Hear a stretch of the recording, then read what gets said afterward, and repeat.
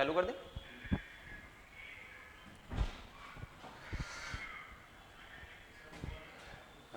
Good morning, नमस्कार students. My self PR गुजर। और आज हम अपना BA BSc फर्स्ट ईयर का जो स्टैटिस्टिक्स का जो सब्जेक्ट है उसकी बेसिक्स क्लास स्टार्ट करेंगे। ये क्लास अपनी BSc फर्स्ट ईयर के लिए होगी, BSc फर्स्ट ईयर या BA जिसके भी स्टैटिस्टिक्स चलता है, क्योंकि स्टैटिस्टिक्स एक कॉमन सब्जेक्ट है जो हमारा कॉमर्स में भी चलता है और साइंस में भी चलता है, आर्ट्स में भी चलता है। तो बेसिकली अपन BSc के जो ज़्यादा स्टूडेंट्स होंगे उनके रिगार्डिंग हम इस क्लास को रखेंगे। और BSc के लिए जो अपना पार्ट फर्स्ट में जो सेकंड पेपर है, the paper is descriptive statistics. Descriptive जो स्टैटिस्टिक्स है उस पेपर का एक अच्छा सा जो टॉपिक है कॉमन, जो कि सेकंड यूनिट में बिलोंग करेगा, उस टॉपिक से रिलेटेड अपन बात करेंगे। The topic is measure of central tendency.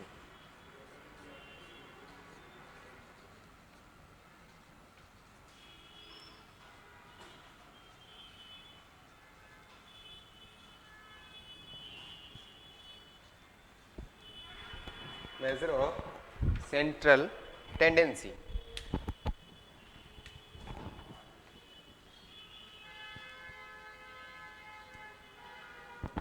इसको कहते हैं केंद्रीय प्रवृत्ति के माप। केंद्रीय प्रवृत्ति के माप, ये हमारा स्टैटिस्टिक्स का काफ़ी पॉपुलर टॉपिक है। कई बार स्टूडेंट इसको मीन, मोड, मीडियन के नाम से भी जानते हैं, क्योंकि जो नॉन स्टैटिस्टिक्स से रिलेटेड जो पर्सन होंगे वो ज़्यादातर यही समझ पाएंगे कि ये मीन, मोड, मीडियन का एक टॉपिक है। लेकिन आज हम इसको काफ़ी डिटेल में डिस्कस करेंगे कि एक्चुअल में जो केंद्रीय प्रवृत्ति के माप जो हैं, जो हमारा माध्य, माध्यिका या बहुलक जो है, ये क्या होते हैं, किस तरीके से हम इसको डेवलप करते हैं। तो सबसे पहले हम बात करें the measure of central tendency, या ये जो CT है, सेंट्रल टेंडेंसी है, ये क्या है। तो जिस तरीके से कोई भी डेटा सेट होता है, एक डेटा का पूरा सेट होगा, उस डेटा सेट को यदि हम उसका एक मीन वैल्यू देखना चाहेंगे या मध्य वैल्यू देखना चाहेंगे कि ये जो डेटा सेट है इसकी मीन वैल्यू क्या है, चाहे तो हम ग्राफिकली उसको देखें, कोई ग्राफ रिप्रेजेंट करके, या चाहे हम उसकी कोई वैल्यू, मीन वैल्यू निकाल कर देखें, तो वो दोनों एक ही में कवर होगा और उसको कहेंगे हम उसकी माध्य वैल्यू। तो हमारा जो केंद्रीय प्रवृत्ति के माप होगा, इसके अगर हम डेफिनेशन की बात करें, definition of the central tendency, केंद्रीय प्रवृत्ति के माप के लिए जो अपन डेफिनेशन देखना चाहेंगे, तो ये क्या है, केंद्रीय प्रवृत्ति का माप जस्ट ए मेजर है और एक एवरेज को शो करेगा। तो the measure of central tendency, या यूँ कहें the central tendency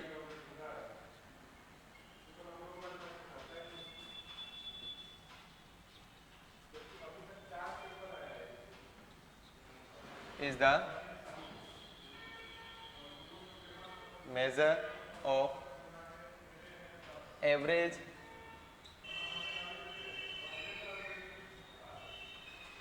value of a numerical data set।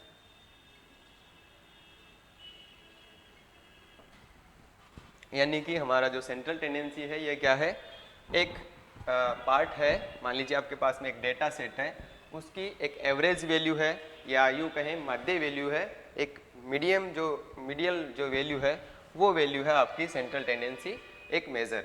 तो ये जो सेंट्रल टेंडेंसी है इसके अंदर हमारे अलग अलग प्रकार के जो एवरेजेस हैं वो यहाँ पर हम कवर करते हैं। तो कौन कौन से एवरेज जो होंगे जो सेंट्रल टेंडेंसी के अंदर हमारे लाइक करेंगे, तो नंबर 1 कौन कौन सा मेजर होगा, दिस इज द मीन, इसको हम कहेंगे माध्य, और सेकंड इज मीडियन, ये होगा आपका माध्यिका, थर्ड वन इज मोड, ये होगा आपका बहुलक। बेसिकली जो तीन मेजर हैं, मीन यानी कि माध्य, मीडियन माध्यिका और मोड, इसको कहते हैं बहुलक। ये 3 बेसिक मेजर जो है हमारे सेंट्रल टेंडेंसी के मेजर हैं, और इनमें भी बहुत सारे अलग अलग सेपरेट जो पार्ट हैं। जैसे हम मीन की ही बात करें तो इसी को भी हम आगे अलग अलग पार्ट्स में डिवाइड कर सकते हैं, जो कि वे ऑफ प्रेजेंटेशन है, इसका प्रेजेंट करने का, निकालने का जो तरीका है। जैसे अर्थमेटिक मीन,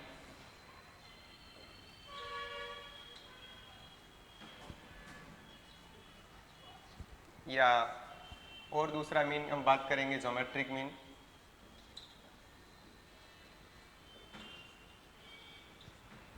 या और हम मीन की बात करेंगे तो हार्मोनिक मीन,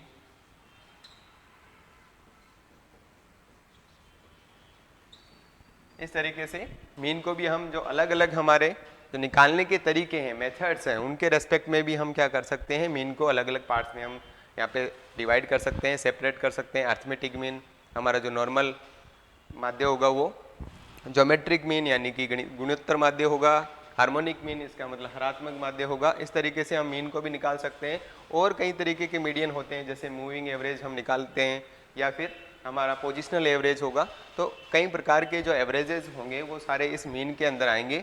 और यदि आप पोजिशनल के रिगार्डिंग एवरेजेस निकालते हैं, यानी कि किसी भी डेटा सेट का आप पोजीशन के रेस्पेक्ट में एवरेज निकालेंगे, तो वो होगा आपका मीडियन या मोड। दो तरीके से आपका निकाल पाएंगे।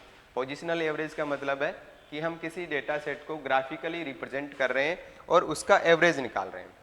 और मीन या जो अर्थमेटिक मीन है, ज्योमेट्रिक मीन या हार्मोनिक मीन जो है, ये किस तरीके की मीन है, किसी डेटा सेट के लिए आप न्यूमेरिकली वैल्यू प्रोवाइड कर रहे हैं, उसका आप कोई ग्राफ नहीं बना रहे, आप केवल जस्ट ए वैल्यू निकाल रहे हैं, जस्ट ए वैल्यू। तो वैल्यू के लिए तो हम अप्लाई करते हैं अर्थमेटिक मीन, ज्योमेट्रिक मीन या हार्मोनिक मीन। और यदि हमें उस डेटा को वैल्यू के साथ साथ में ग्राफिकली रिप्रेजेंट करके देखना है किसकी मिडिल वैल्यू क्या है, तो वो आपका देगा मीडियन या मोड। इस तरीके से जो आपकी सेंट्रल टेंडेंसी है, उस सेंट्रल टेंडेंसी यानी कि जो केंद्रीय प्रवृत्ति के माप है, इनको हम इन 3 पार्ट में डिवाइड कर देते हैं, मीन, मीडियन, मोड। और आपका जो मीन है वो भी फर्दर आगे 3 पार्ट में डिवाइड है, which is arithmetic mean, geometric mean और हार्मोनिक मीन। अब हम बात करेंगे कि पहला जो हमारा मीन है, सबसे पहले देखिए एक चीज़ देख लीजिए कि ये जो सेंट्रल टेंडेंसी के जो माप हैं, केंद्रीय प्रवृत्ति के माप है, ये सेंट्रल टेंडेंसी आपका क्राइटेरिया है। और कि ये सारे जो मीन हैं आप लोग देखेंगे कि ये सारे एवरेज ही हैं। तो इनमें कौन सा जो मीन है, कौन सा जो मेज़र है वो अच्छा है, उसके लिए इसके कुछ करेक्टरिस्टिक्स हैं, कुछ गुण हैं जो क्या है। जैसे मान लीजिए अगर कोई भी मेज़र होगा, आप उससे कहे कि क्या ओपन एंड क्लासेस होंगी, उनके लिए क्या अर्थमेटिक मीन सूटेबल है, नहीं, उसके लिए मीडियन सूटेबल है। तो इस तरीके से हम देख पाएंगे कि जो सेंट्रल टेंडेंसी है उसको एक अच्छा सेंट्रल टेंडेंसी या अच्छा मेज़र कब कहेंगे, इन चारों में से, पांचों में से कब कहेंगे, जब वो इसके कुछ प्रवृत्ति को फॉलो करे, इसके कुछ करेक्टरिस्टिक्स को फॉलो करे। जिस तरीके से वो एक तो रिगली डिफाइन होना चाहिए, अच्छे तरीके से आप उसको डिफाइन कर पाएँ, उसको ईजी वे में आप कैलकुलेट कर पाएँ, उसको फर्दर आगे जो बहुत सारे स्टैटिस्टिक्स के जो टूल्स हैं, फंक्शंस हैं, उनके अंदर उस एवरेजेस को काम में ले पाएँ। इस तरीके के 3-4 जो हैं इस सेंट्रल टेंडेंसी को जो अच्छा बनाते हैं, वो इसके क्राइटेरिया है, कंडीशंस हैं। तो हम कंडीशंस को ना जानते हुए हमें डायरेक्ट ये बात करेंगे कि मीन जो अर्थमेटिक मीन है उसको अपन किस तरीके से कैलकुलेट करेंगे, जो कि डिफरेंट टाइप्स के डेटा सेट हैं उनके लिए एप्लीकेबल होगा। तो नेक्स्ट हम बात करते हैं, हमारा जो नेक्स्ट टॉपिक है विच इज़ मीन, या हम बात करेंगे अर्थमेटिक मीन की। तो अर्थमेटिक मीन के लिए आप निकालने के लिए सिंपली हम अलग अलग प्रकार के जो हमारे डेटा सेट है उनकी बात करेंगे। अर्थमेटिक मीन को अलग अलग जो डेटा सेट होगा उसके लिए हम किस तरीके से निकालेंगे।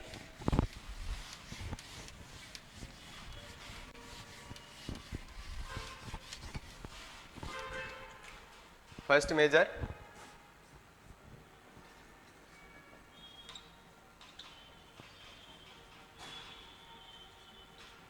अर्थमेटिक मीन या समांतर माध्य।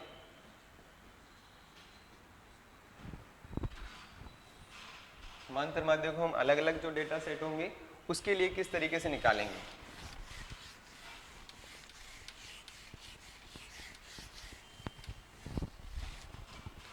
तो डेटा सेट की यहाँ पर बात कर लेते हैं। सबसे पहले हम निकालेंगे जो समांतर माध्य हैं वो अनग्रुप्ड डेटा सेट के लिए।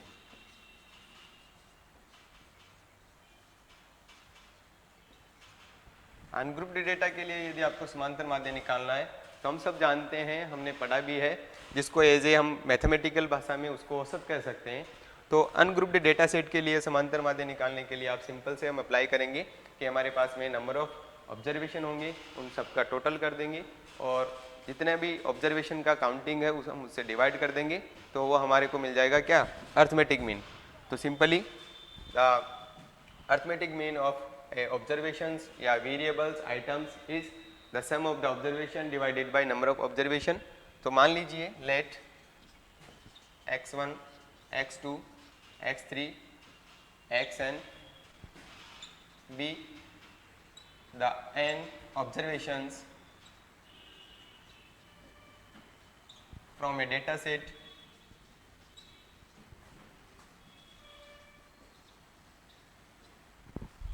then the arithmetic mean या AM is defined by x bar। x बार के रेस्पेक्ट में हम उसको डिफाइन करेंगे, यानी कि जो आपका डेटा सेट होगा उस डेटा सेट का यदि अर्थमेटिक मीन निकालेंगे तो हम उसको नोटेशन करेंगे कि ये x बार है और होगा क्या वो बाय ए फॉर्मूला। x बार जो आपका मीन है, अर्थमेटिक मीन है, किस तरीके से आप इसको शो करेंगे, ये होगा आपका जो भी सारी आपकी वैल्यूज़ हैं उन सबको आपको टोटल करना है। Simply this is x1 plus x2 plus x3 plus so on, we take n values here, तो हम n वैल्यूज़ यहाँ ले लेंगे, उनका सबका सम करेंगे और क्या कर देंगे, n से जो नंबर ऑफ वैल्यूज है उनसे उनको डिवाइड कर देंगे। हम चाहें तो इनका क्या कर सकते हैं, समीशन का जो भी हमारा सम करने का जो फॉर्मूला है, sum of i from 1 to n, this is xi and divided by n। here n is the number of observation, n क्या है आपका, नंबर ऑफ ऑब्जर्वेशंस, जो भी आपके पास में ऑब्जर्वेशंस हैं उनकी संख्या है ये n, और उनका सम जो है ये है। ये सिग्मा, जो कैपिटल सिग्मा एक ग्रीक लेटर है जो कि एडिशन करने के काम में आता है, एक ग्रीक लेटर है। इस तरीके से क्या कर सकते हैं हम, जो भी हमारा अनग्रुप्ड यानी कि जो डेटा है उसके साथ में कोई फ्रीक्वेंसी नहीं है, बिना फ्रीक्वेंसी वाला डेटा होगा। सिंपली फॉर एग्जांपल अपन देख सकते हैं, मान लीजिए यहाँ पर देर आर 4 स्टूडेंट्स से A, B, C and D, ये 4 हमारे पास में स्टूडेंट है और इनके जो मार्क्स हैं किसी भी सब्जेक्ट में इन statistics is 10, 20 and again 10 and again 20, ये इनके मार्क्स हैं। तो आपसे कहे कि कैलकुलेट द अर्थमेटिक मीन या simple average of this data set, इस डेटा का आपको सिंपली भाषा में आपको जो अर्थमेटिक मीन यदि निकालना है तो हम किस तरीके से निकालेंगे, हम डायरेक्टली हमें पता है कि नंबर ऑफ स्टूडेंट्स कितना है, नंबर ऑफ हमारे पास में जो ये स्टूडेंट हैं ये कितने हैं, ये आपके पास में 4 हैं, यानी कि हमारी जो n की वैल्यू है वो कितना है, 4 है।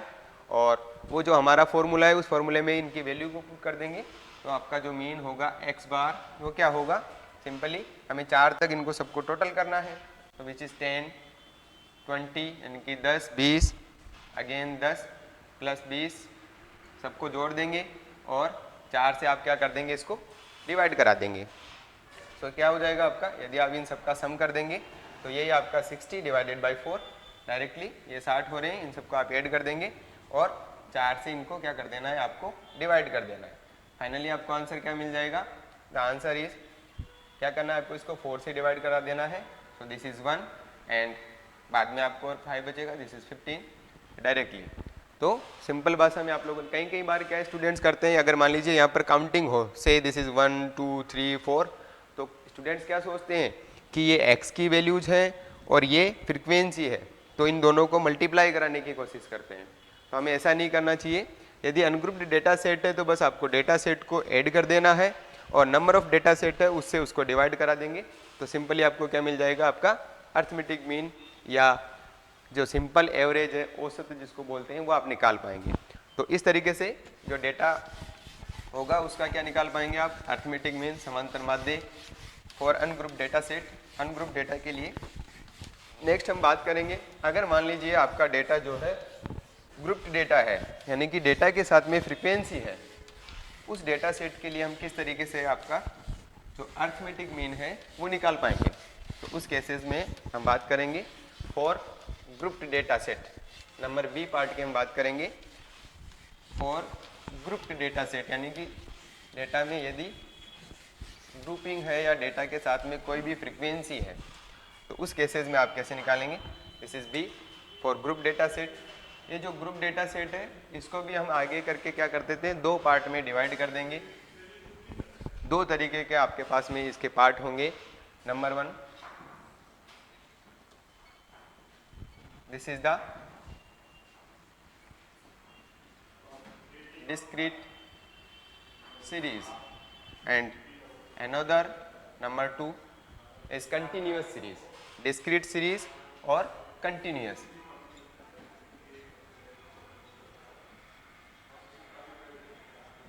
तो discrete series का मतलब है असतत श्रेणी और ये हो जाएगी आपकी सतत श्रेणी। दो तरीके का आपका, यदि आपका डेटा ग्रुप्ड डेटा सेट है यानी कि डेटा के साथ में उसकी फ्रीक्वेंसी है तो आपका जो डेटा होगा वो दो तरीके से हो सकता है। एक तो आपकी असतत श्रेणी डिस्क्रीट सीरीज और दूसरी आपकी कंटिन्यूस सीरीज, इसका मतलब सतत श्रेणी। तो डिस्क्रीट सीरीज की सबसे पहले हम बात करेंगे यहाँ पर कि आप डिस्क्रीट सीरीज से किस तरीके से जो अर्थमेटिक मीन है यानी कि समांतर माध्य है उसको निकाल पाएंगे। So for discrete series ds, इसके लिए हम अर्थमेटिक मीन निकाल रहे हैं। मान लीजिए हमारे पास में एक डेटा सेट है, वो किस तरीके से है, let x1 x2 x3 xn be the n observation and, ये तो केवल ऑब्जर्वेशन है। अब ये कितने टाइम से रिपीट हो रहे हैं वो उनकी फ्रीक्वेंसी है। तो उनकी फ्रीक्वेंसी यानी कि बारंबारता वो क्या है, ये तो आपका डेटा सेट है और इसके साथ साथ में करस्पॉन्डिंग इनकी फ्रीक्वेंसी, मान लीजिए f1 f2 f3 dash dash dash fn be the corresponding frequency.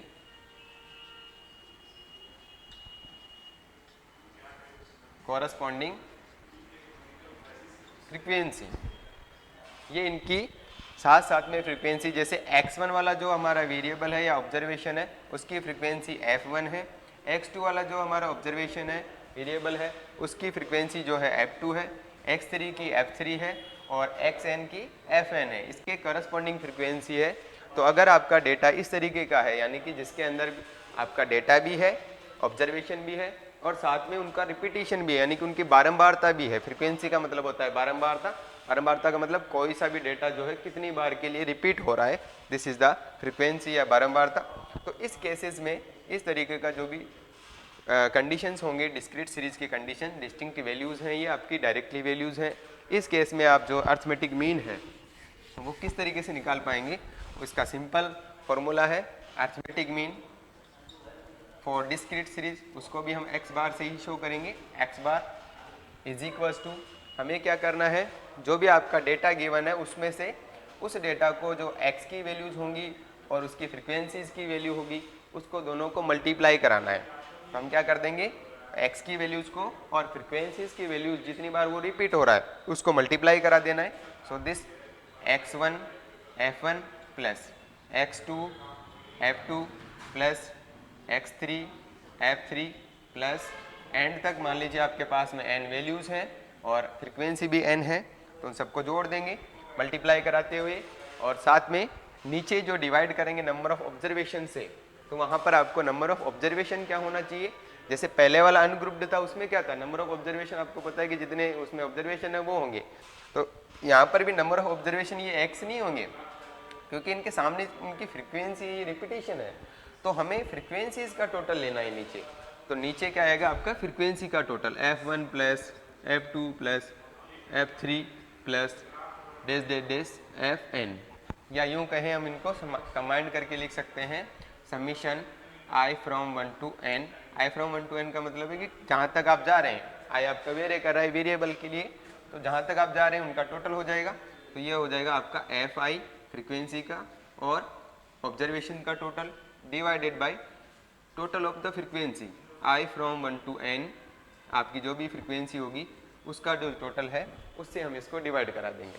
तो ये क्या हो जाएगा आपका जो डिस्क्रीट सीरीज है, ग्रुप्ड डेटा की जो डिस्क्रीट सीरीज है, असतत श्रेणी है, उस श्रेणी के लिए अर्थमेटिक मीन निकालने का जो सिंपल फॉर्मूला है वो आपके सामने डिस्कवर है।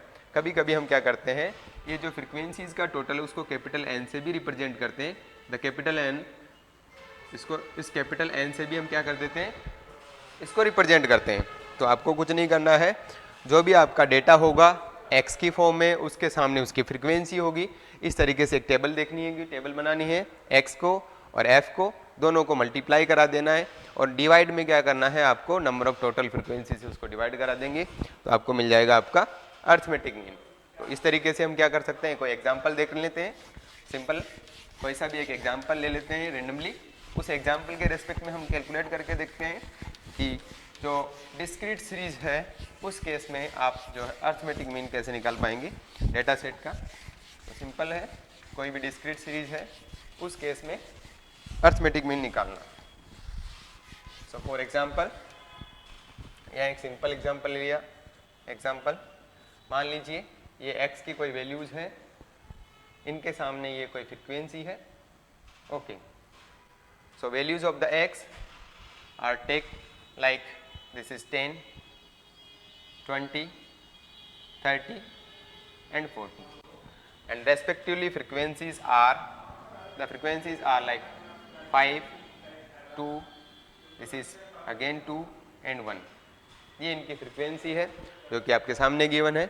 हमने क्या किया, x की वैल्यूज है, मान लीजिए this x is the number of marks जो भी स्टूडेंट्स के हैं, और इधर जो है नंबर ऑफ स्टूडेंट्स, जो कितने स्टूडेंट्स हैं जिनके मार्क्स 10 आए, दिस इज द मार्क्स। आप कभी भी इनको मार्क्स जो बोल सकते हैं कि ये मार्क्स हैं और ये स्टूडेंट्स हैं,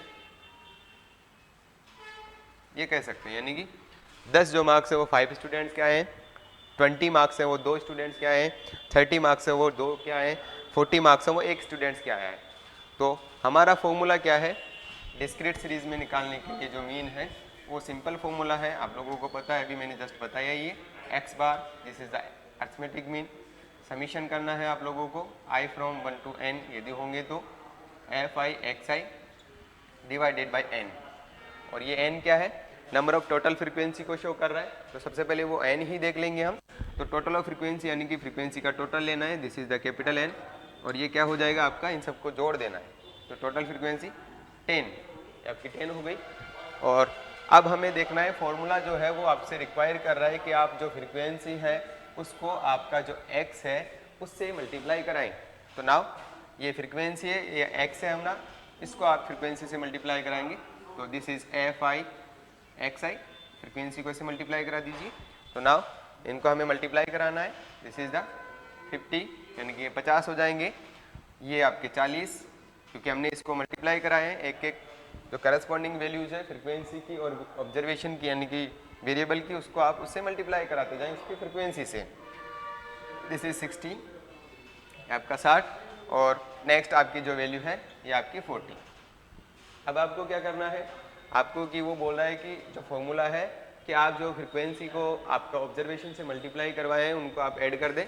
तो सिंपल लैंग्वेज में आप इसको क्या करना है, ओनली ऐड कर देना है। So this is 100, this is 140, और इसको और ऐड कर देंगे तो 190, ये वैल्यू क्या हो गई 190। डायरेक्टली आप इसको ऐड कर देंगे, ये 100 हो गए 140, और 50 और उसमें ऐड कर देंगे 190। तो आप फॉर्मूले के अकॉर्डिंग यदि आप अर्थमेटिक मीन निकालना चाहेंगे तो अर्थमेटिक मीन या एवरेज, सिंपल भाषा में एवरेज भी कह सकते हैं, जब तक कि आप अर्थमेटिक मीन में है तब तक। नाउ अब क्या करेंगे, अर्थमेटिक मीन x बार जो आप वैल्यू मिली है वो आपको मिली 190, टोटल जो नंबर ऑफ फ्रीक्वेंसी है यानी कि n है वो कितनी है आपकी 10। तो अब यहाँ पर 10 लिखेंगे, नंबर ऑफ फ्रीक्वेंसी का जो टोटल है वो 10 है, और अर्थमेटिक मीन कितना आ जाएगा आपका 19, ये 19। तो इस तरीके से हमने देखा कि डिस्क्रीट सीरीज है, असतत श्रेणी है। सबसे पहले तो ये समझे असतत श्रेणी क्या होगी। असतत श्रेणी वो होगी जिसमें आपको वेरिएबल की डिस्टिंक्ट वैल्यूज होंगी, या यूं कहें इंटीजर वैल्यूज होंगी, जैसे 10, 20, 30, 40, 50, इस तरीके से। कोई भी यहाँ पर इंटरवल आपके सामने नहीं होगा, कोई भी वर्ग अंतराल यहाँ पर आपका नहीं होगा, आपको डिस्टिंक्ट वैल्यू होंगी कि और उसके सामने उसकी फ्रीक्वेंसी होगी, वो असतत श्रेणी होगी या डिस्क्रीट सीरीज होगी। और इस केस में आप अर्थमेटिक मीन कैसे निकालेंगे, वही जो भी आपका ऑब्जर्वेशन है x है उसको मल्टीप्लाई कराएं फ्रीक्वेंसी से और सबका टोटल ले लें और नंबर ऑफ फ्रीक्वेंसी है उसका भी आप टोटल कर देंगे और फॉर्मूला लगा देंगे। इस तरीके से हम निकाल पाएंगे क्या, द अर्थमेटिक मीन या समांतर माध्य फॉर ए डिस्क्रीट सीरीज। अब इसका जो दूसरा पार्ट है हम उसकी बात कर लेते हैं। जो दूसरा पार्ट होगा वो है आपका कंटिन्यूस सीरीज, जो लिखा हुआ है आपके सामने, यानी कि सतत श्रेणी। तो सतत श्रेणी में क्या करेंगे, सतत श्रेणी में भी आपको यदि समांतर माध्य निकालना है तो बहुत ही सिंपल है। सबसे पहले तो सतत श्रेणी को ही समझते हैं। सतत श्रेणी क्या है, सतत श्रेणी का मतलब है कि आपका जो वेरिएबल है जहाँ पे वैल्यू टेक कर रहा है वो एक कंटिन्यूस सीरीज है, एक बिल्कुल ऑर्डर में सीरीज है जिसमें वो वैल्यू लाई करने की पॉसिबिलिटीज़ बन रही है कि यहाँ से लेकर यहाँ का हम एक इंटरवल दे रहे हैं, उस इंटरवल में उस वर्ग इंतराल में उस श्रेणी की क्या बन रही है, वो वैल्यूज बन रही है। तो सतत श्रेणी के लिए भी हम निकालना स्टार्ट करेंगे। तो सतत श्रेणी को समझने के लिए सबसे पहले देखिए कि कंटिन्यूस जो सीरीज है, सतत श्रेणी है, ये क्या होती है, एक इंटरवल में एक वैल्यूज टेक करती है, यानी कि उस वैल्यूज की उस इंटरवल में आने की ये बताती है कि ये वैल्यूज इंटरवल में यहाँ से यहाँ तक कितनी टाइम्स के लिए रिपीट हो रहा है, उसकी फ्रीक्वेंसी है। तो सतत श्रेणी में सबसे पहले तो ये दो प्रकार की सतत श्रेणी होती है, उसको भी मैं यहाँ पे लिख देता हूँ ए करके। जो सतत श्रेणी होगी, कंटिन्यूस सीरीज होगी, वो कौन कौन सी होती है, एक तो इंक्लूसिव कंटिन्यूस सीरीज और दूसरा जो होगा वो एक्सक्लूसिव कंटिन्यूस सीरीज। देखिए दोनों सीरीज हैं, काफ़ी अच्छी हैं, बहुत बार आपको बताया भी नहीं गया होगा कई क्लासेस में, लेकिन समझिए दोनों सीरीज में थोड़ा सा डिफरेंस है। इंक्लूसिव जो सीरीज होगी उसका क्या मतलब है, ऐसी सीरीज जिसके अंदर, क्योंकि हम देखते हैं कंटिन्यूस सीरीज में क्या होती है, बाउंड्रीज होंगी, लोअर लिमिट और अपर लिमिट। पहले एक बार आप कंटिन्यूस सीरीज को यहाँ देख लीजिए, मैं एक एग्जांपल के थ्रू आप लोगों को दिखा देता हूँ कि कंटिन्यूस सीरीज क्या होगी। मान लीजिए x है जो आपका वर्ग अंतराल है, जिसको हम वर्ग अंतराल कहते हैं, ये आपकी फ्रीक्वेंसी है, ये आपकी फ्रीक्वेंसी, ठीक है। तो जो कंटिन्यूस सीरीज है, मान लीजिए आपकी जो कंटिन्यूस सीरीज है वो इस तरीके से है 10 to 20, यानी कि 10 से 20, 20 से 30, 30 से 40, 40 से 50 और 50 से 60। ये आपकी कंटिन्यूस सीरीज है, सतत श्रेणी है। और आप इसकी कोई फ्रीक्वेंसी देखना चाह रहे हैं तो ये 1, 2, 3, 2 और 1, ये क्या होगा इसकी फ्रीक्वेंसी।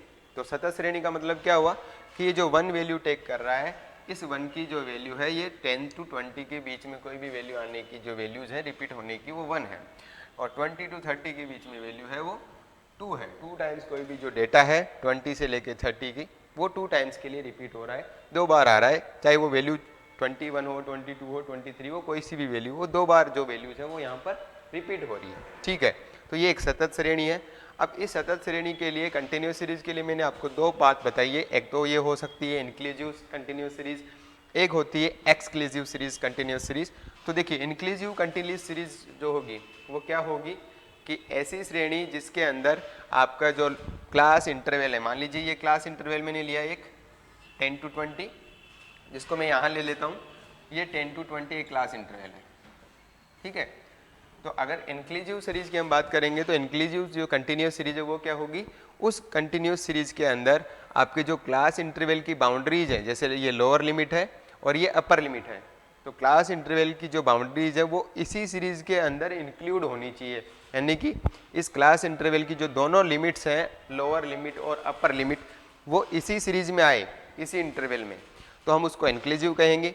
और यदि उसमें से जो अगर आपकी जो लोअर लिमिट और अपर लिमिट है वो यदि इस क्लास इंटरवल के अंदर नहीं आए, इससे बाहर यदि वो लाइक करे, तो उसको हम कहेंगे इंक्लूसिव क्लास इंटरवल।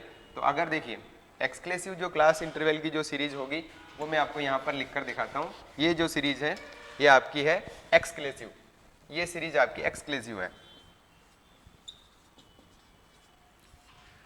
अगर इंक्लूसिव सीरीज की हम बात करेंगे तो आप देखिए इंक्लूसिव सीरीज कौन सी होगी, इसकी मैं बात कर रहा हूँ कि क्लास इंटरवल की जो दोनों बाउंड्रीज है वो उसी इंटरवल के अंदर होनी चाहिए, उसी क्लास के अंदर होनी चाहिए। तो आप उसको यहाँ देख लीजिए, ये आपका x है, वर्ग अंतराल होगा, ये आपकी फ्रीक्वेंसी होगी, ये आपकी फ्रीक्वेंसी हो गई।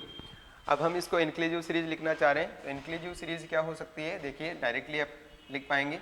This is 5 to 9, this is 10 to 14, 15 to 20, 15 to 19, 15 से 19, और ये आपकी 20 से 24, 25 से 29 और 30 से 34, इस तरीके से। तो ये आपकी कौन सी सीरीज है? This series is inclusive series.